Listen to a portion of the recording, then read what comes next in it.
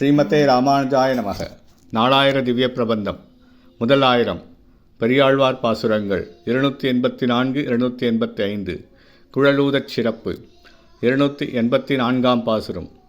கருங்கண் தோகையற் மயிற்பீலி அணிந்து கட்டி நன்கொடுத்த பீதக ஆடை அருங்குல உருவின் ஆயர் பெருமான் அவனொருவன் குழலூதின போது மரங்கள் நின்று மதுதாரைகள் பாயும், மலர்கள் வீழும், வளர்கொம்புகள் தாழும், இறங்கும் கூம்பும் திருமால் நின்ற பக்கம் நோக்கி அவை செய்யும் குணமே.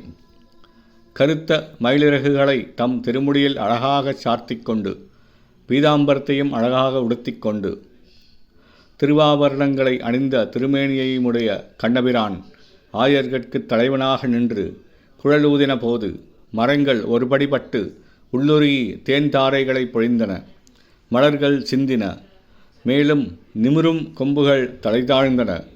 இவ்வாறு அந்த கொம்புகள் கண்ணன் திரும்பி நிற்கும் பக்கங்களில் அவைகளும் அத்திசையை நோக்கிச் செய்யும் வழிபாடும் இயல்புதானே என்னே என்று வியக்கும் தலை சாய்த்து நின்றன. 285ஆம் பாசுரம்.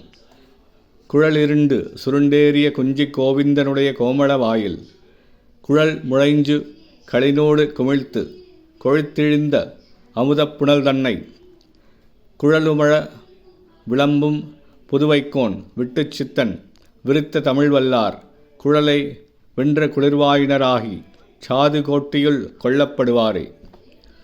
சுருண்டு இருண்டு நீண்டிருக்கின்ற தலைமுடியையுடைய கோவிந்தன் தன் வாயில் வைத்து ஊதிய புல்லாங்குழலின் துளைகளின் வழியே வழிந்த குழலின் ஓசையைப் பற்றி ஸ்ரீவல்லிபுத்தூருக்கு தலைவனான பெரியாழ்வார் விரிவாக கூறியருளிய இத்தமிழ் பாசுரங்களை ஓதவல்லவர்கள் குழலினிமையையும் வென்று குளிர்ந்த பேச்சை உடையவராய் வைணவச் சான்றோர் என்னும் சாதுக்கள் கூட்டத்திலே சிறந்தவராக மதித்து கொண்டாடப் பெறுவர். ஸ்ரீமதே ராமானுஜாய நமக.